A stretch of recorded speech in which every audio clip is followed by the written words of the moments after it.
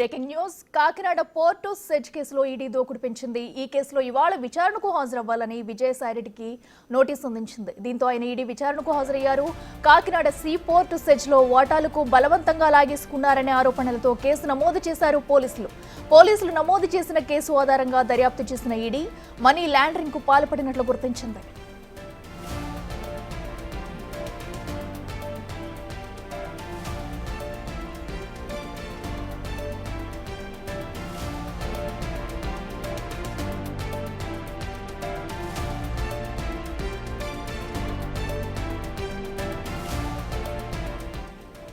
ఇదే అంశానికి సంబంధించి మరింత సమాచారం మా ప్రతినిధి వెంకట్ అందిస్తారు.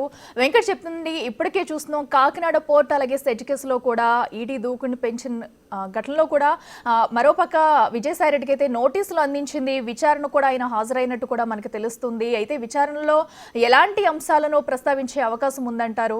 డీటెయిల్స్ ఏంటి?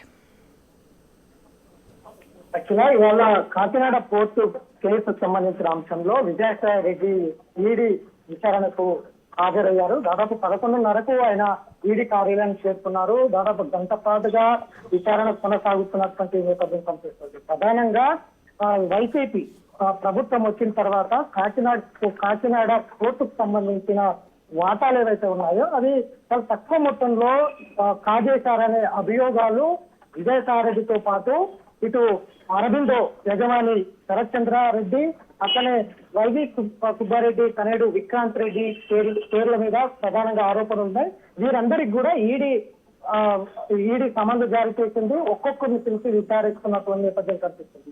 గతంలో ఏదైతే కాకినాడ సెజ్ యజమానిగా ఉన్నటువంటి కర్ణాటి వెంకటేశ్వరరావు ఫిర్యాదు మేరకు సిఐడి ఈ కేసు నమోదు చేసింది. ఆ తర్వాత ఇందులో పెద్ద మొత్తంలో అవకతవకలు జరిగాయి, లావాదేవీలు జరిగాయనే కోణంలో ఈడీ ఎంట్రీ అయింది. ఈడీ ఎంట్రీ అయిన తర్వాత దాదాపు కాకినాడ సెజ్ కి సంబంధించిన ఏదైతే వాటాలు ఉన్నాయో దాదాపు 2,500 కాకినాడ పోర్టులో 2,500 కోట్ల విలువైన వాటాను కేవలం 494 కోట్లకే అరబిందో సంస్థకు అప్పగించడం, అట్లనే 1,109 కోట్ల విలువైన సెజ్ ను కేవలం 12 కోట్లకే అప్పగించడం పైన ఇటు సిఐడి ఈడీలు రెండు కూడా విచారిస్తున్నటువంటి నేపథ్యం కనిపిస్తా ఉంది. కర్ణాటి వెంకటేశ్వరరావుతో సంబంధించిన వాటానంతా కూడా భయపెట్టించి ఆయన మీద అక్రమంగా కేసులు బనాయిస్తాం, మీరు వాటాలు ఇవ్వకపోతే, చెప్పిన ధరకు వాటాలు ఇవ్వకపోతే ఖచ్చితంగా మిమ్మల్ని మాత్రం జైలు పంపిస్తామంటూ భయపెట్టించి ఆయన నుంచి మొత్తం కూడా వాటాలు లాక్కున్నారనేది కర్ణాటి వెంకటేశ్వరరావు ఫిర్యాదు సిఐడికి చేశారు. ఆ ఫిర్యాదు మేరకు ఇటు సిఐడి ఈడీలో విచారణ చేపట్టాయి. ఇప్పటికే ఇటు అరవిందో సంస్థ శరత్ చంద్రారెడ్డితో పాటు విక్రాంత్ రెడ్డి, విజయసాయిరెడ్డి వీరందరూ కలిసి ఏదైతే కర్ణాటి వెంకటేశ్వరరావుని భయపెట్టించి ఆ వాటాలు చాలా తక్కువ ధరకు లాక్కున్నారు ఆయన నుంచి అనేది ప్రధానంగా అభియోగాలు ఉన్నాయి. అభియోగాల మేరనే ఇటు ఈడీ విచారిస్తోంది. విజయసాయిరెడ్డితో పాటు అటు ఎవరైతే విక్రాంత్ రెడ్డి ఉన్నాడో వైవి సుబ్బారెడ్డి, విక్రాంత్ రెడ్డి, అటు అరబిందో సంస్థ చైర్మన్ గా ఉన్నటువంటి శరత్ చంద్రారెడ్డి, ఈ ముగ్గురికి కూడా లుక్అవుట్ నోటీసులు కూడా జారీ చేసింది. ఇప్పటికే వీరందరినీ కూడా ఒక్కొక్కరిని పిలిచి విచారిస్తుంది.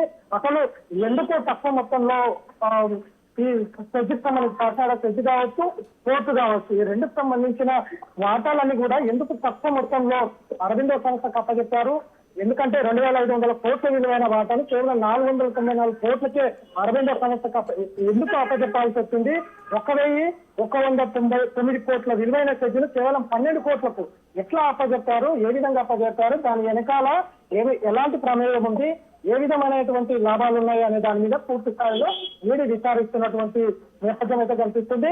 కర్ణాటి వెంకటేశ్వరరావు కూడా ఫిర్యాదు చేసినటువంటి ఏదైతే సిఐడికి ఫిర్యాదు చేసినాడో అందులో ప్రధానంగా వారి ముగ్గురు మీద ఆరోపణలు చేసినటువంటి నేపథ్యం ఉంది. ఖచ్చితంగా కాకినాడ సెజ్ను కొట్టేసేందుకు వైసీపీ ప్రభుత్వం వచ్చిన తర్వాత ఒక తప్పుడు ఆడిట్లను తయారు చేసి తప్పుడుగా నివేదికలు ఇప్పించి కాకినాడ సెజ్ అట్లనే పోర్టుకు సంబంధించిన లావాదేవీలన్నీ కూడా కొట్టేసేందుకు ప్లాన్ చేశారు అనేది ప్రధానంగా అభియోగాలు ఉన్నాయి. కాబట్టి ఇటు ఈడీ ఎంటర్ అయిన తర్వాత పూర్తి స్థాయిలో విచారణ చేపడుతున్న నేపథ్యం ఉంది. గతంలో కూడా విజయసాయిరెడ్డికి నోటీసులు ఇచ్చినప్పటికీ పార్లమెంట్ సమావేశాలు ఉన్నాయని ఆయన